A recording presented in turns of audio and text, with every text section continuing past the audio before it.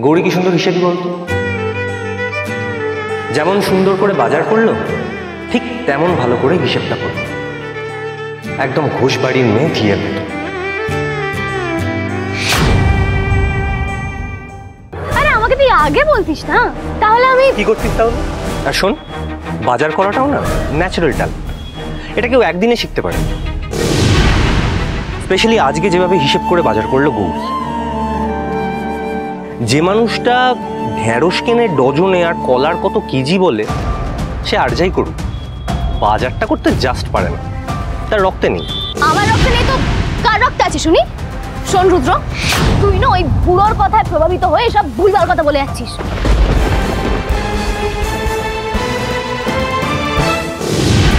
রে, আমি এখন এই পিয়াকে হরগৌরীর ভাজা মশলাটা দেবো কিরম ভাবে?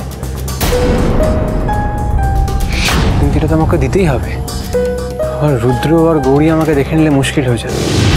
কিন্তু খাবারে এইটা না দিলে খাবারে হরগৌরী পাইস হোটেলের স্বাদ কখনোই আসবে না। কিভাবে দেবো আমি ভাজা মশলাটা? যাকগে, আরো তো 5টা পরীক্ষা বাকি আছে, সেগুলো তো নিশ্চয়ই তুই জিতে যাবি। গৌরী তো সবে উনুন মারানোর পরীক্ষাতে জিতেছে, বাকিগুলোতে তুই যদি জিতে যাস তাহলে প্রমাণিত হয়ে যাবে যে তুই ঘোষবাড়ির ধি, তাই না?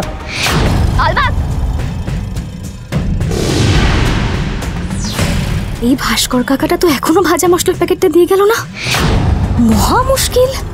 কিরে, হ্যাঁ চল, আবার তো মায়েদের মন্দির থেকে তুলতে হবে। হ্যাঁ চল।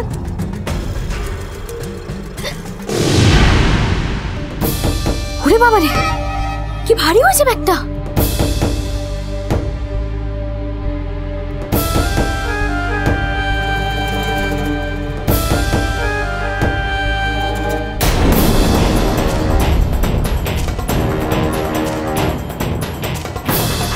যাও দি, সাবধানে যাও। আমি আসছি তোমার বাড়িতে তোমার অধিকার ফিরিয়ে দিতে। আমি এবার তোমার পাশে পাশে থাকবো, দূরে থেকে আর কাজ হবে না। উফ মা,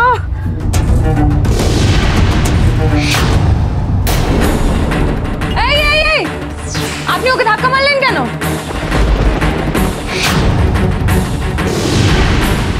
এই সেরেছে, গৌরীকে এখনই আমায় দেখতে হলো। আমি বাবা পালাই।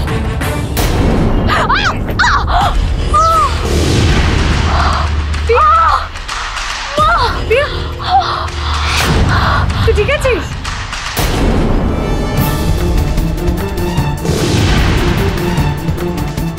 কে ছিল লোকটা?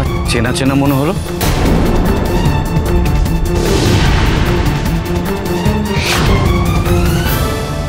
তোকে ধাক্কা মেরে গেল না ওই বদমাইশ লোকটা? কোন লোকটা?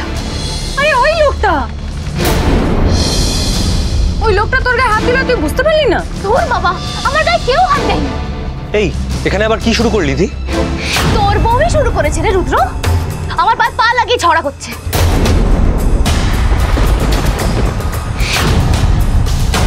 এমন তেড়ে গেল যে পড়ে গেলাম, ফালতু একটা।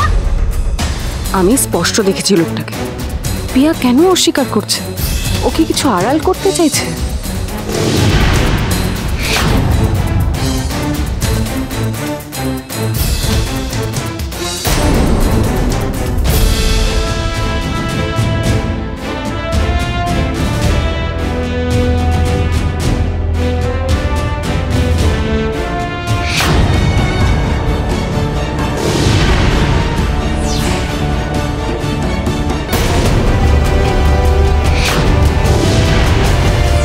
ভাস্কর,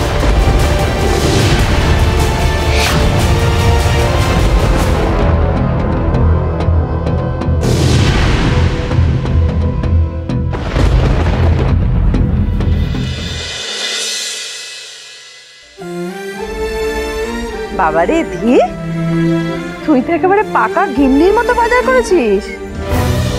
হ্যাঁ রে রুষা, তুই মন্দির থেকে হঠাৎ করে কোথায় চলে গিয়েছিলি? ঠাকুরমশাই যখন টিপ পড়াচ্ছিলেন তোকে কত খুঁজলাম, কোথাও পেলাম না তো। ও মা, আমি তো এই মন্দিরের চাতালের দোকানগুলো ঘুরছিলাম।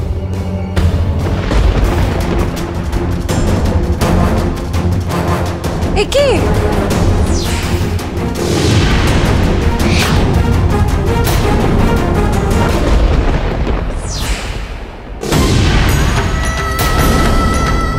কে করলো?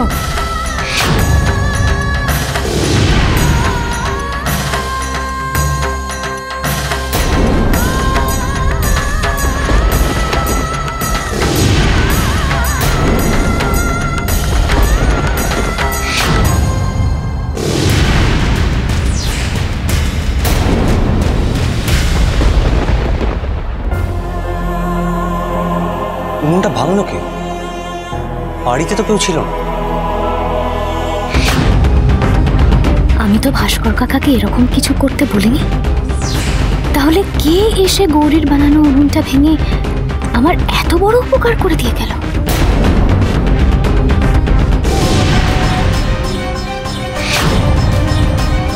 রুষা দিয়ে উনুনটা ভেঙেছে?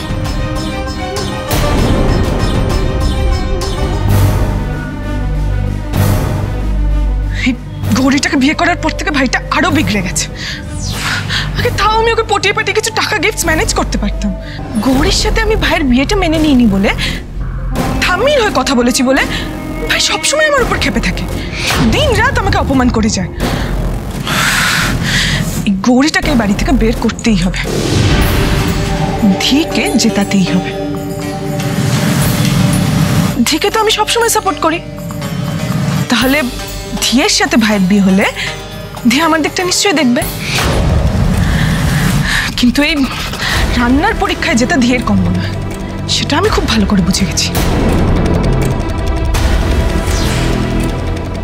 তাই আমি গৌরীর উনুনটা ভেঙে দিলাম। উনুন ভেঙে দিলে রান্নার পরীক্ষা তো দূরের কথা, গৌরীর রান্না অবধি করতে পারবে না।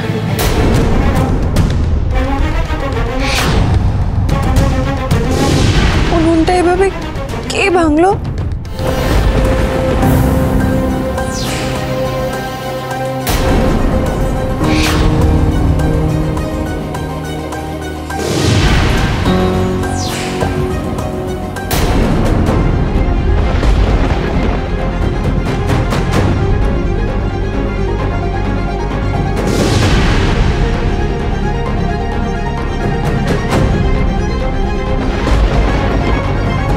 উনুনটা কেউ ইচ্ছে করে ভেঙেছে সেটা আমি শিওর।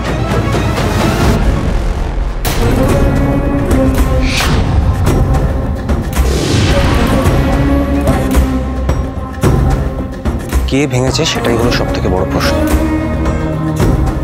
কেন ভেঙেছে তার উত্তরটা আমি আন্দাজ করতে পারছি, যাতে গৌরী রান্নার পরীক্ষায় জিততে না পারে। আচ্ছা, আমাদের বাড়ির চাবি তো আমাদের কাছেই থাকে, তাই না? হ্যাঁ, সে তো সবার কাছেই আছে। মা, তুমি, ঠাম্মি আর দিদি তোমরা তো একসাথেই মন্দিরে গেলে, তাই না? হ্যাঁ।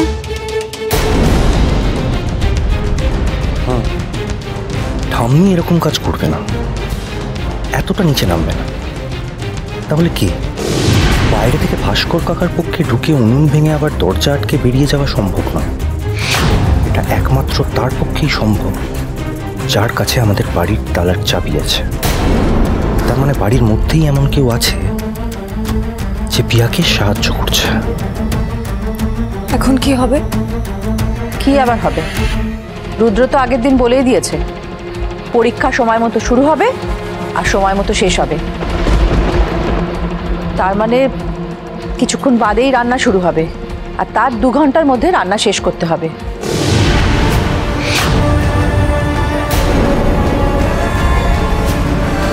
আগের দিন তো আমার ধি সময় পায়নি, তাই তুমিও আজ পাবে না। কিন্তু উনুনটা তো...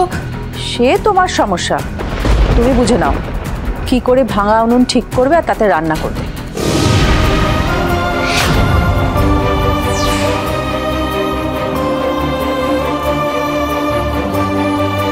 হ্যাঁ ঠাম্মি, তুমি একদম ঠিক বলেছো।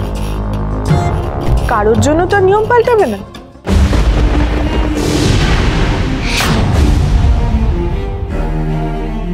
ভাই, তুই কিন্তু আবার পার্সিয়ালিটি করিস না।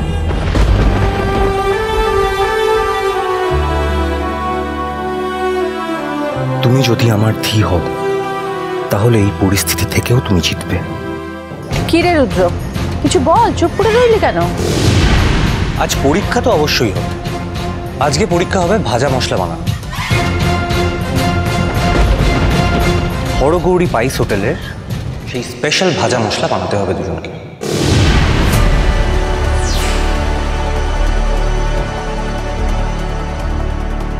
যার ভাজা মশলায় হরগৌরী পাইস হোটেলের স্বাদ আর গন্ধ থাকবে সেই জিতবে।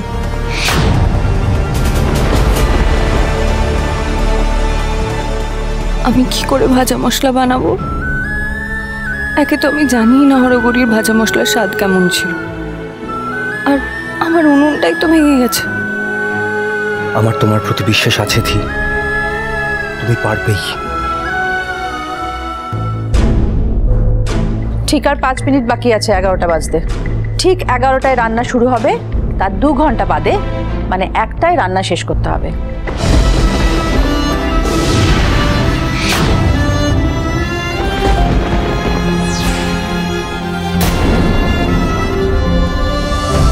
এই ভাঙা উনুনে আমি ভাজা মশলা বানাবো কি করে? রুদ্র, তাহলে আমরা ভাজা মশলা বানানো শুরু করে দিই। 11টা বাজতে তো একটু সময় আছে, ততক্ষণ গৌরী নিজের উনুনটা ঠিক করে নিক। তারপর 11টা বাজলে ভাজা মশলা বানানো শুরু হবে।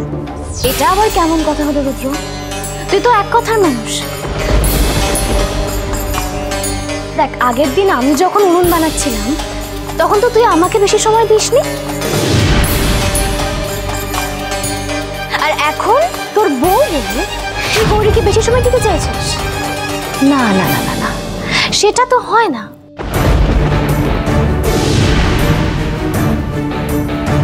আজকেও সময় শুরু হওয়ার পরেই গৌরীকে প্রথমে উনুনটা ঠিক করে তারপরে ভাজা মশলা বানাতে হবে।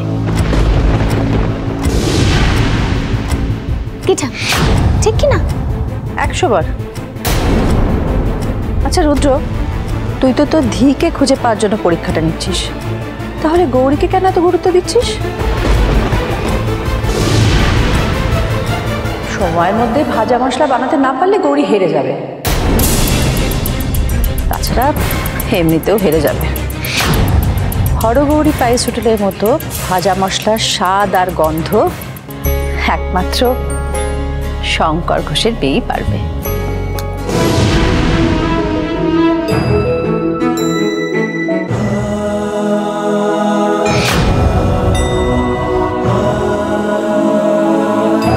পরীক্ষাগুলো শেষ হতে দাও ঠাম্মি।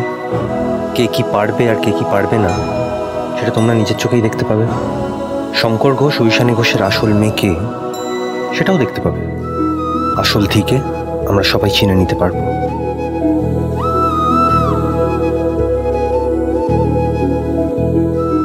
দুজনেই 2 ঘন্টা করে সময় পাবে।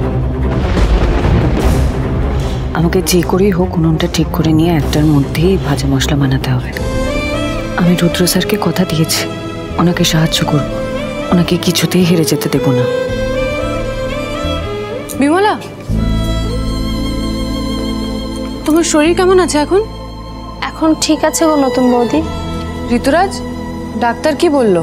এমনি এখন সবকিছু ঠিকই আছে, তবে আমি যেটুকু বুঝলাম এখন বিমলাকে কিছুদিন বিশ্রামে রাখতে হবে। এখন ভারী কাজবাজ একদম করা যাবে না, আর রান্না বান্না তো একদমই না। কাল রান্না পুজো, কালকে সব রান্না আজকে রাতেই করে রাখতে হবে। বিমলা যদি রান্না করতে না পারে তাহলে এতগুলো লোকের রান্না কিভাবে হবে? মা, আপনি চিন্তা করবেন না, আমি সারা রাত জেগে রান্না পুজোর সব রান্না করে দেবো।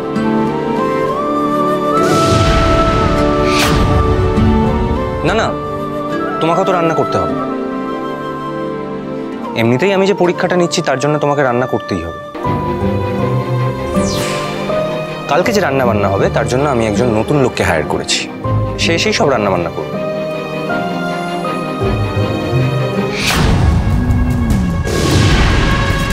আবার নতুন কাজের লোক? আরে বাবা, সে এসে আমাদের বাড়ির রান্নার নিয়ম কানুন কি করে জানবে? কি করে সে রান্না করবে? আসুক না, দেখো সে পারে কিনা। সে আবার কখন আসবে? এসে গেছে।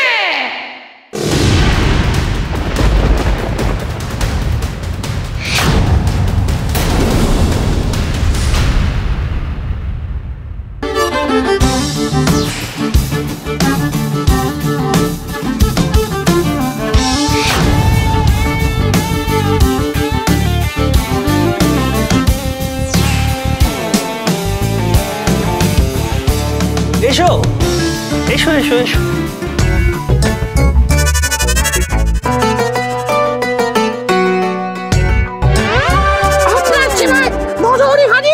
আরে ওঠো ওঠো, বাবা কি ভক্তি। আপনি আমাকে বলুন কোথায় রান্না করতে হবে, কি রান্না করতে হবে, একবার আমি আপনাকে আমার রান্না। এ মা, এই উনুনে কি করে রান্না হবে? এ বাবা, এটা ভেঙে টুকরো টুকরো হয়ে গেছে। এই উনুন কে ভাঙলো?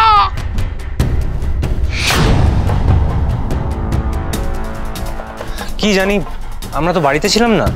বাড়িতে ফিরে এসে দেখি উনুনটা কে যেন ভেঙে দিয়ে চলে গেছে। যা যা যা যা, এই উনুন নেই তাহলে রাঁধবো কি করে? রাঁধবো কি করে? আমি কিন্তু একটা উপায়, এই বাড়িতেই একটা হোটেল ছিল, সেই হোটেলে উনুন ভেঙে যাওয়ার পর তাতে ঘুঁটে দিয়ে এমন আগুন ধরিয়েছিল যে উনুন শুকিয়ে গেছিল, ঠিক হয়ে গেছিল। হোটেলটার নাম আর মনে পড়ছে না, কি নাম কি নাম কি নাম, হরগৌরী পাইস হোটেল। আর মালিকটার নাম কি ছিল যেন? শঙ্কর ঘোষ।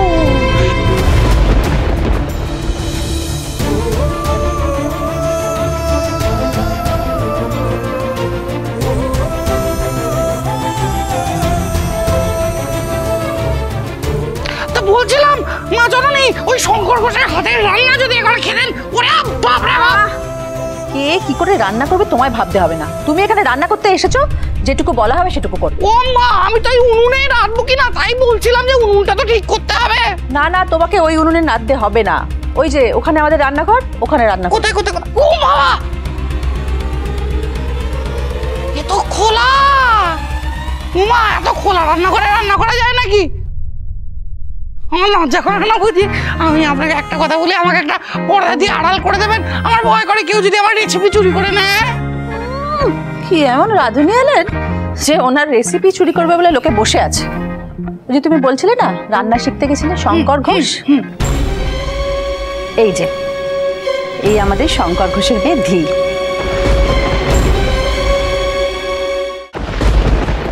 দিদি ভাই, একবার ভাজা মশলাটা বানিয়ে দেখিয়ে দে যে তুই তোর বাবার হাতের মতো রান্না পেয়েছিস। ব্যাপারখানা কি? ব্যাপারখানা হলো, আজকে আমাদের বাড়িতে অ্যাকচুয়ালি একটা পরীক্ষা আছে। এই দি আর গৌরী মিলে ভাজা মশলা বানাবে। ভাজা মশলা যাবে না তো শঙ্কর ঘোষ। তারা তো কথা বলো না, একদম চুপ। কার ভাজা মশলায় থাকবে হরগৌরী পাইস হোটেলের স্বাদ, সেটাই তো দেখার।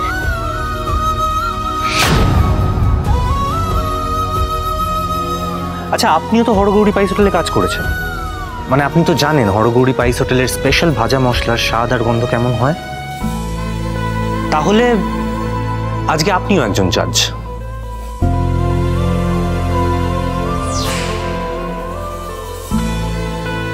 শঙ্কর ঘোষের মেয়ে।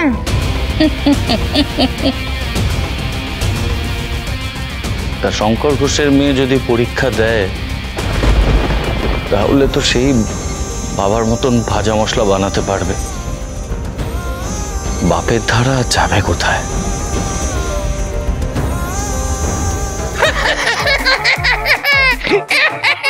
এসেছিলাম রাঁধুনি হয়ে গেলাম জাজ। 11টা বাজে, এবার দুজনেই রান্না শুরু করবে। দিদি ভাই, সেই হরগৌরী পাইস হোটেলের ভাজা মশলার গন্ধ কিন্তু আমার নাকে আজও লেগে আছে। করে দেখিয়ে দে তুই বাবার মতো রান্নার হাত পেয়েছিস। পারবে ঠাম্মি, আমার ধি নিশ্চয়ই তার বাবার মান রাখতে পারবে।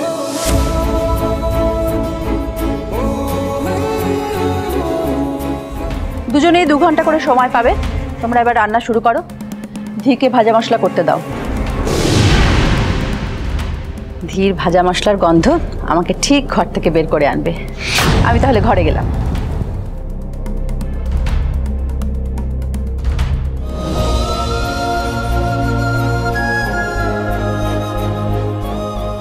গৌরী, দেখো উনুনটা ঠিক করে রান্না করার তুমি কিন্তু বেশি সময় পাবে না।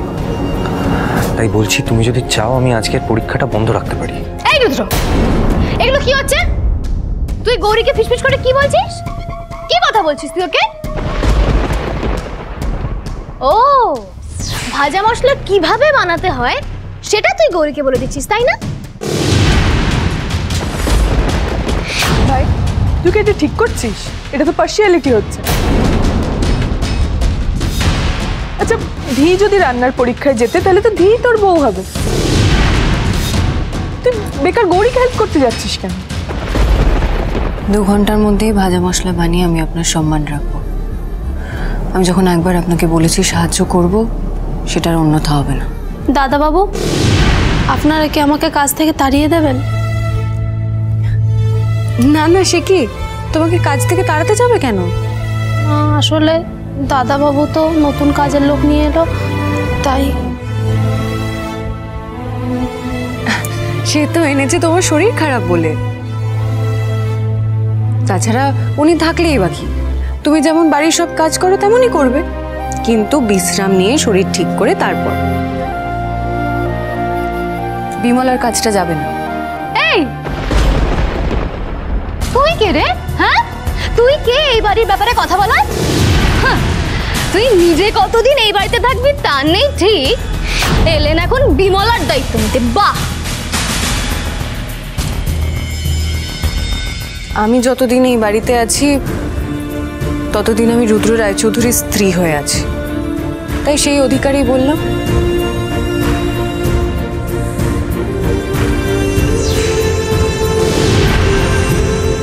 বিমলা, গৌরী একদম ঠিক বলেছে, তোমার চাকরিটা যাবে না, কোনোদিনও যাবে না। তুমি এ বাড়িতেই থাকবে। বিমলা, চল এখন ঘরে চল।